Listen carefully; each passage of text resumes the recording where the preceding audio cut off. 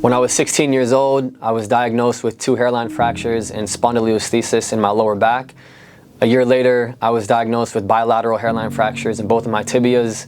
Later that year, I was diagnosed with compartment syndrome in my left leg. A year after that, I had an avulsion fracture in my ankle. After deciding to transfer to a different school in college, a day before moving into my junior year, I tore my ACL. I'm actually 28 years old right now, and earlier this year I discovered that I have something called Morton's neuroma in my left foot, which basically means that I've actually lost some sense of touch and sensation in one of my toes. And also this past year I was diagnosed with a partially torn bicep tendon in my right shoulder. Yeah, like, to be honest, I think I'm missing some other things, but those are the ones that come to mind when I think about my journey as a basketball player. So you might ask yourself, like, what kind of a journey was that? One way to look at it is sort of a failure because I wasn't able to successfully play basketball at the levels that I dreamed of and wanted to. The other perspective is to actually look at all of those experiences and that adversity that I've endured and continue to go through and see how has that become part of my life story and have an impact on what I do today. Look, when it comes to physical adversity and overcoming injuries, that's been my story since I was 16.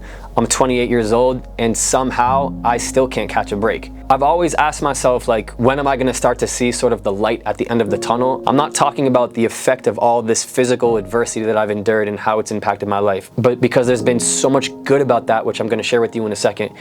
I'm actually talking about more of the, like, why. Not why me, but like, why is it that I still can't catch a break? Because really, I've had this challenging conversation with myself for so long about what is it that I'm doing that isn't really working? You know, people ask me about my basketball journey and my answer always to them is, I didn't play basketball, I played rehab. Because that's the truth. In high school, in college, I was always with the athletic trainers, the strength coaches, going through rehab protocols. I was basically being monitored by these people to see what levels of pain I had every single day when I came in and they said, how do you feel today, Barack? It kind of depended on the day, but because of all of this pain that I was going through, this physical pain, this emotional pain, I was inside my own head for so long that I actually started to predict what each day was gonna be like. It was so easy for me to understand after I woke up, took a couple steps, either that was the day I was gonna be able to play or that was the day I was on the sideline. So this game of playing catch up my whole life, well, that's actually been my basketball journey. I'm sitting here making this video right now at 28 years old, and I can tell you the last time that I was 100% healthy without anything about my body going through my head was at the age of 16. I mean, that's crazy. Like, the last time that I didn't have to think about something that I was going through under my skin when it came to a physical limitation was 12 years ago. And 12 years ago, I'll never forget it, when I was at that tournament at Boston University with Newton South High School. And in the morning during the first game, there were 2 separate occasions where I went up for a layup and I landed on my right hip bone. And when I landed on it, it was the first time that I'd ever felt pain so excruciating that I realized something here is serious. And the thing about that tournament is that later that afternoon, because we had won the first game, that game when I fell, we had another game for the championship, which was against New Mission High School. And at the time, and I'm not sure about today, at the time was a powerhouse in the state of Massachusetts. And we had 6 players, including myself. But during that game where I fell, one of my teammates rolled his ankle and he wasn't able to play. So there were 5 of us, but I wasn't even able to walk because of the pain in my back. But if I had decided not to play, we would have forfeited the game. And I had no choice but to play, because what an opportunity to see what we can do against one of the best teams in the high school, and ultimately we need to win this. I actually ended up playing one of the best games I can ever remember. I had like 26 points, and in the 3rd or 4th quarter, that's when it all sort of really started. I ended up falling and collapsing. I wasn't able to get onto my feet. I wasn't able to walk. I mean, it was bad. The coach came onto the court, he carried me off. I'd never been somebody that had experienced something so severe in my life. I went to the doctors, got an MRI, they found the fractures, the spondylolisthesis in my back. I was put into a Boston overlap brace, which was a plastic hardshell brace I had on for 23 hours a day. That 24th hour was basically there for me to shower and do all the stretching and rehab protocols I was given. I was also given a bone stimulator. I would just put these 2 things on my lower back at the end of every single night, and it was connected into a stimulator which was there to stimulate and heal the bone. So I was this robot essentially for 4 or 5 months back in my senior year of high school. It was difficult, like walking around school, you know, if somebody hit me by accident in the hall, if a friend gave me a hug, suddenly there was this hollow hardshell brace around me. So from the jump, I wasn't even that comfortable with the situation with this back brace on, and I tried to hide it as best as I could, but you couldn't really hide it when you bent over and there was this sharp thing pointing out the top of your shirt. Like, it was known that I was in this plastic brace. Yeah, and sometimes the stimulator would get disconnected in the middle of class and the beeping would start, and then the teachers would know that I would have to go to the bathroom, reconnect the stimulator, and I would get these looks from people in class like, first of all, what are those wires hanging out that kid's pocket? And two, that's definitely not the ringtone for a text message. Like, yeah, I mean, at some point I was just telling people I was hooked up to this stimulator and I'd essentially broken my back. The timing of the back injury was pretty bad because I was going into my senior year of high school and I had lost all that college recruitment from that summer. I was getting recruited by some Division II and Division III schools in the Northeast, but I wasn't able to play anymore, so those schools weren't able to recruit me. Finally, after 4 or 5 months, I transitioned to a transitional brace, which I played with during my last year of high school. And there were definitely a few times I can remember where a player who was guarding me would like put his forearm on me and be like, yo, have you been working out? You know, just jokingly, I would tell him yes, and then after the game, I would let him know that I just came off this major back injury. And it was something that I actually started to have some pride in because I realized it was just becoming part of my identity. Not that I was forever this bionic person with this plastic brace, but being an injured athlete and going through this process was part of what I was doing. Because of all of the college recruitment that I missed, I wanted to regain some of that time. So I decided to do a postgraduate year at the Pomfret School in Connecticut. So a postgraduate, a PG year, is an opportunity for seniors who graduate high school to repeat their senior year. You don't have to be an athlete to do a PG year, but a lot of athletes do that. It's reclassifying. It's getting another year of high school, essentially, if you want to figure out what you want to study in school. Or in my case, if you want another year to play high school basketball to get some recruitment. I needed it. You know, I just wanted a shot at being able to play college basketball. The funny thing is 6 weeks into my time at Pomfret, my legs started to really bother me. Both of my shins, like my right and my left shin, to the point where I wasn't really able to run at all. So I went to the hospital near school and I got an MRI on both of my shins and I was diagnosed with bilateral hairline fractures. That means that both my right and my left tibia had fractures in them. And I really had two options at that point because we're already in October, the basketball season's about to start. I'm there to get all the college recruitment that I just missed from that back injury, but now I'm being told by the doctor that if I want to give a chance at this bone to heal, I need to give it at least 6 to 8 weeks without a guarantee. But 6 to 8 weeks down the road is already a third of the basketball season, which is one of the main reasons I went to Pomfret. So I let it sit for about 2 or 3 weeks. There was really no improvement and I had no choice but to just play. And to say that I had a successfully full, healthy season wouldn't be true at all because I didn't. In fact, I was in and out. Some days were good, some days were bad, some days I wasn't feeling pain, some days I couldn't walk. And because I decided to ultimately play with these fractures, they became permanent. So knowing that now every time I step onto the court, I have these limitations, if you will, was definitely a liability. Like, you can't be an athlete stepping onto the court to go perform at your best when your mind is already on the thing that might limit you from doing that thing. It wasn't just the physical battle of this pain, it was the mental one too. I played a little bit when I was at Pomfret and I started to get a little bit of recruitment for some schools and I ended up going to Elmira College in New York State. The fractures didn't just stay the same, they got worse. So I didn't really play much at Elmira. Again, I was just doing all this rehab. And all this time going in and out of these injuries when I was in college just led me to compensating for my body. And when you start to compensate, now you're just not even moving as you normally would have. The whole idea of returning to play and recovering and rehabbing is to be stronger than you were before. Like, that's how you build resiliency. And the idea is to feel better than you did before. And during this process of being injured, rehab, recover, play, injured again, rehab, recover, play, injured again, well, I was just being punched in the face every so now and then where I just was never 100% here and physically. And I'll compound that over and over and over to the point where I'm not even playing basketball. I'm just rehabbing my body. On top of all of the physical adversity that I was going through on the basketball court, I wasn't really enjoying my time at Elmira. I was a 7-hour drive away from my family in Boston. They weren't really coming to see me play that much because I wasn't playing. And I was just far from my family, far from the city, and I wasn't happy. I figured it just made sense to pack up my bags and transfer to a school back closer to my family. With, of course, this goal in mind of trying to play at least a year or two of college basketball. That's all I wanted. And if I could do that back closer to my family, I thought that that would help me a lot with my mental state, just being with them. And of course, they would have been able to see me play. I mean, my family hadn't really seen me play college basketball. Like, I started playing basketball when I was 6 years old, when my family was in Israel for 2 years. And now I'm in college, sort of doing the thing that I've always wanted to do, and I'm not even doing it. And I also told myself, because I was so used to being hurt at this point in my life, if all else fails and I'm not able to play, at least I will be out of school back closer to my family and not stuck at a school that I'm not happy at and so far away from home. It turns out that when I was in high school, this small liberal arts school in Milton, Massachusetts, Curry College, was recruiting me. I'd spoken to one of their coaches who came up to me at a game back when I was at Newton South, but Curry was never really on my list of schools that I was pursuing to go to after I finished at South. Long story short, I ended up getting an opportunity to go to Curry and play when I decided to transfer from Elmira.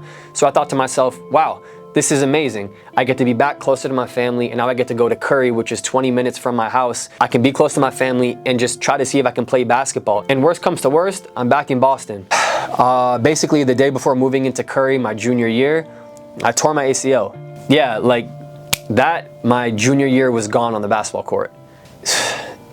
I think the thing that kept me the most sane was the fact that I was now back closer to my family. I ended up going through 10 months of rehab and recovery, but I was able to do so near my parents, near my brother, back in my home city. So looking back, I can say that my mental state was much better than what it would have been if I had to go through that whole process back at the school in New York. So for me, I was entering my senior year of college. I was just used to being this injured athlete.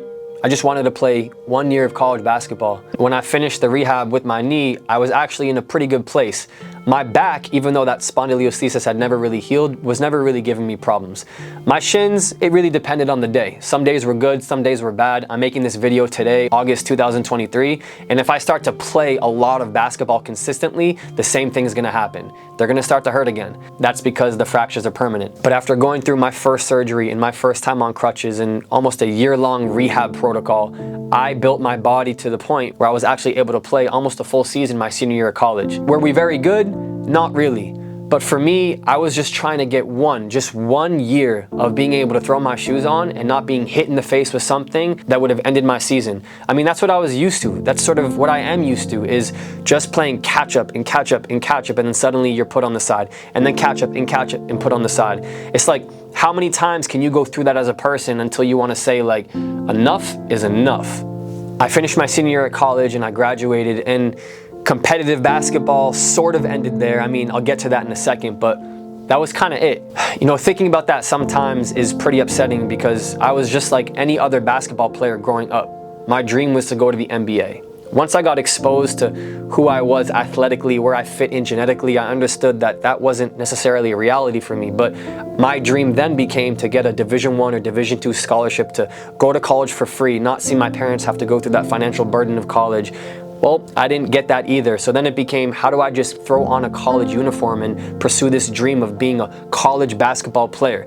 Yeah, I had a uniform on when I was at Elmira College and Curry College. I got nominated as a captain my sophomore year at Elmira. I was a captain both my junior and senior year at Curry. So I played a lot of leadership roles throughout my career, and I think that my character got developed to the point where my leadership qualities started to really flourish because I wasn't able to produce and be a leader on the court. How do I be a better teammate? How do I encourage people? How do I use this opportunity for all the adversity and limitations that I've been experiencing and help my teammates who aren't necessarily going through the same thing physically, but everyone had their own issues? For me, it became a leadership opportunity to be a role model for all the other people that I was around. With all that time being in high school and being in college and not really able to play competitively, that didn't take away from the fact that I'm still a really competitive person. On the basketball court is when you see me at my most competitive state. I hate losing. It fuels me with motivation, but I'm really competitive. Like, even at recreational basketball leagues or just playing pickup, if you're not on the same team as me, like, for the time being, while we're on the court, we're not friends. It's not that I don't like you, but it's that I'm trying to win. And I feel like the more that I compete, I'm gonna bring the better out of you. And the more competitive you are, it's just gonna drive me to play harder. And now we're just competing head to head, which to me is just gonna create for a better game and a better competition. Like, who wouldn't want that? And I can't not play basketball. I graduated college and I would just join men's leagues just to play. And yeah, like, the injuries have continued. My back is good. My legs would bother me here and there. And as I knew for such a long time, when I felt a certain way, it was time for me to stop. And it's just been this pattern my whole life of, how do I feel when I wake up if I'm playing basketball at a high level consistently?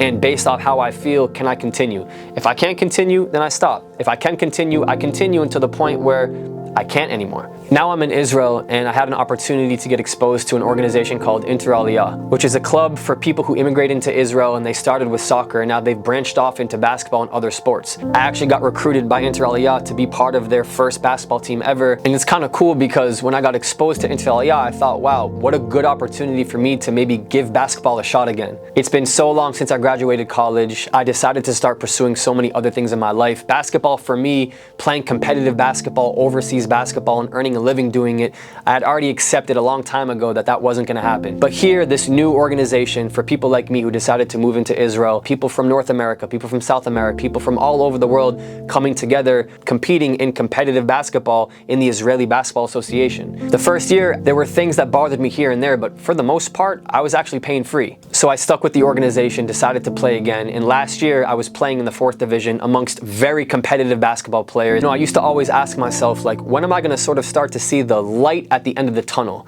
Like, why did I go through all of this? Not why, like, I feel sorry for myself, why me, but what is the purpose and what was the timing behind all of this purpose? And for me, when I started to play basketball for Inter Aliyah, and now I'm 25, 26 years old, like, what business do I have now trying to lace my shoes back up and play competitive professional basketball? But it felt right and I felt good and I was taking care of my body and I'm a trainer. I would basically implement all of the things that I've learned through rehab and through studying and through building my body to make sure that I was as resilient as possible, to put all preventative measures. You can't prevent being injured, but you can do things to decrease the possibility of you getting injured. Well, why wouldn't I do that? Because if I can make myself stronger and more resilient, then I'll probably get hurt less, hopefully. So last year we played in the 4th division, which is actually really competitive basketball. A lot of people like myself who played college basketball somewhere in the world or were the best on their high school basketball teams growing up, it's actually a legit competitive league. And when I'm around other people that are really competing too, it drives me to be better. So now I started to think maybe this is the beginning of the light at the end of the tunnel. I'm here in Israel. I decided to move here as a Zionist, as somebody who wanted to explore life and work here. And now I'm getting an opportunity to play for a team with people like myself who have moved to Israel from all different parts of the world with different traditions and different cultures and different languages. But we all share this unique bond of being here in Israel as people who immigrated and playing basketball together. I never really lost my ability to play. Like, I've always played in the summers. I've always had a basketball with me, and I could never let go of the ability to dribble a basketball or shoot a basketball, and I never will. And yeah, like last season, towards the end of the season, I started to notice some issues with my foot. And I'll never forget the day where I took my shoes off and my sock off because my foot felt really itchy. It wasn't that it was itchy, it was actually that part of my foot had lost the sense of touch. Like, I was trying to find the sense of touch under one of the toes on my left foot, and I couldn't really feel it. You know, at this point, I was actually playing like really good basketball. I really was. Not the best that I ever had, but I'm stronger, I'm better, I'm athletic, I can jump now, I'm a trainer. I've learned so many things about doing things the right way in order to eat well, in order to sleep well, in order to recover. Training as a whole, as my profession, like the light started to shine a little bit. Oh, you were injured for so long that you had to learn how to get your body right. And your body is now right, Barak. Like, you've done so many things to treat your body like a temple. And now here's an opportunity to play basketball because you've become resilient, because you've overcome that adversity and you're stronger. Maybe, but that's not what my body's telling me.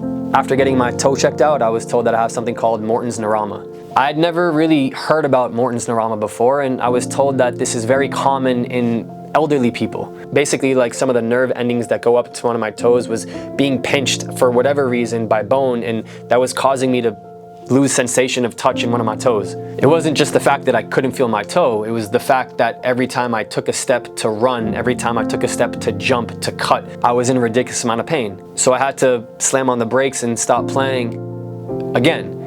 Yeah, but I mean, this isn't anything that I don't know. The crazy thing about Morton's neuroma is that there isn't really a solution for it. You can get a surgery to try and remove that nerve from the foot, but there's a risk associated with that. And that risk was not worth it for me to even entertain the idea of opening up my body and removing a nerve. I'm 28, I'm young, I can move. There's no way that I'm about to have this operation. And what am I really chasing here? I'm not looking to go to the NBA. I'm not looking to be a professional Division I player in Israel or whatever respective country. Honestly, I'm just trying to play basketball and not have to worry about something breaking down in my body. And last year during the season, around the time where I was starting to have issues with my toe, I collided with a player and he snatched my arm behind my head. Long story short, when my arm got caught with that player in the air, it ended up ripping part of the tendon in my shoulder. And so yeah, like right now I have a partially torn bicep tendon. I still can't lift the weights I used to be able to. I still can't move my shoulder the way I used to be able to. I still sometimes don't really feel my toe. And I know that that light that started to shine a little bit wasn't really that light that I was talking about. I made a decision this past summer going into this next year with Inter Aliyah and playing competitive basketball or whatever that is for me to actually not continue and pursue it. Not because I'm quitting on basketball and quitting on myself, but because it's been such a long journey of doing kind of the same thing over and over and over, being hit in the face with some sign from above saying, this isn't really meant to be. Overcoming all of this adversity, the physical adversity, the mental adversity, throughout the past 12 years of my life of just being injured over and over, has taught me a lot. In fact, I've learned the most about myself going through this process, and it has been the most valuable journey that I've experienced really since I've been alive. For me, going back to the days when I was hurt in high school and college, I started to call this experience of my basketball journey a failure.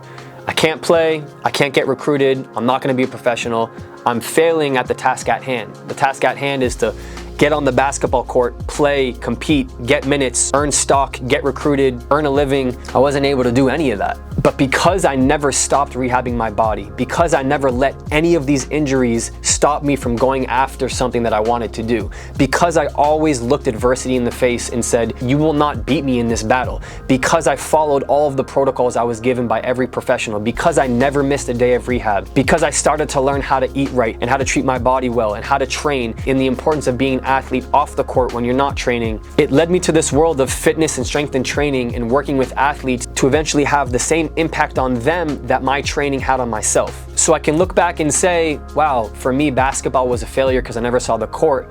But at the same time, I can say that all of the adversity and injuries that I faced led me to finding out something that is a huge passion in my life, which is taking adversity that I've experienced with the thing that I love the most, basketball, and applying that as a profession. I train athletes of all different ages, youth and professional, to make them more resilient. My goal is to encourage people to tap into themselves to discover what their own grit is. By developing true grit, you become resilient. And that's really the goal for every single person that I work with. The thing about overcoming adversity is it doesn't happen overnight. It's like anything else in life.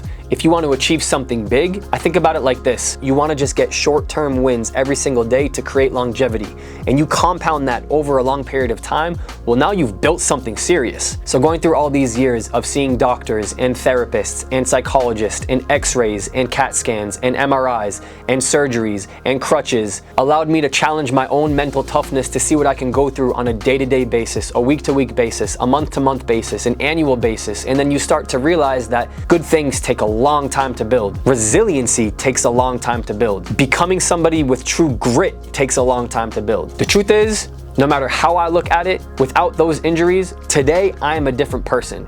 Today, Barack is who he is because of those experiences being a basketball player. If I had the opportunity and power to go back and change certain things so that I would have been able to play basketball, of course I would do that. Basketball is my favorite thing in the world, period. But I can't do that. And dwelling on the fact that I wasn't able to successfully be a professional, competitive basketball player in the world isn't gonna do me or anyone else any good. But I've reflected on my life enough to understand that the adversity that we go through as individuals is our life's biggest asset. The things that you go through that you don't think you should be going through, that are the hardest and most challenging and feel like the failures, are actually the most beneficial things that you could have in life. And when you go through enough of it, you actually start to embrace the beauty in adversity. What happens when something isn't working in life? There's a problem somewhere, which is actually kind of a cool thing because now you have to find a solution to that problem. Finding that solution takes time. And once you're able to solve that problem, you've learned so much about yourself, not just about problem solving, about becoming more resilient. And this sense of grit that I feel true to myself, to my core, is something that I apply to pretty much everything else I do in life. If there's something that I really want to do, I go after it by any means necessary, period. Thinking back to when I was rehabbing my body for 10 or 12 years, I never wanted to allow myself and was never going to allow myself to be the person to blame for not being able to play. I would listen to all the protocols, I would do all the exercises, I would do all the stretches, I would do everything that I can in my control to make sure that at the end of the day, if something did happen, it wasn't because of lack of work ethic on my part. That work ethic that I've developed over time has just made me into an individual that can get punched in the face and get right back up. And when you get punched in the face, sometimes you actually need support around you. And I can say that this journey of going through all this adversity allowed me to really reflect on my inner circle and who my true supporters are. I'll never forget my 3 best friends coming to surprise me when I was at Curry a week before my surgery. Like, they drove ridiculous distances just to come surprise me because they knew that I was shattered. And they understand why I continue to go after basketball because they know how much I love it. For me, it was an opportunity to really focus in on the people that matter the most to me. There are so many different lessons and things that I've taken away from being an injured basketball player my whole life. It's not not about basketball at this point. It's about overcoming challenges and just developing your character as a person. Whatever the adversity is that you're being faced with, whatever the challenges that you have to overcome, just remind yourself every single day that ultimately you have two different options when you get hit in the face with adversity. Number one, are you gonna let this adversity dictate the path that you wanna go on? Or option two, you can embrace that adversity and understand that going through that process and learning about yourself and becoming resilient is only gonna open up doors that you wouldn't have otherwise had the opportunity to do so. For all my fellow athletes out there who are injured themselves, for all those people who aren't able to land that dream job that they want, for all those students who didn't get accepted into their dream school, I'm telling you right now, I'm not even that much of a religious person, but everything happens for a reason. My only thing about that is everything happens for a reason, comma, that doesn't mean you have to be content with those reasons. Don't ever be content with adversity. Don't ever be content with the fact that adversity hits you in the face and you say, you know what, you're right, adversity, you won. No, there's no way, because you don't build resiliency that way. You get hit in the face with adversity, you're getting a wake-up call from somewhere that it's time to learn about yourself, become more self-aware, and over time, that light will start to shine. Listen, adversity is life's biggest asset. I promise.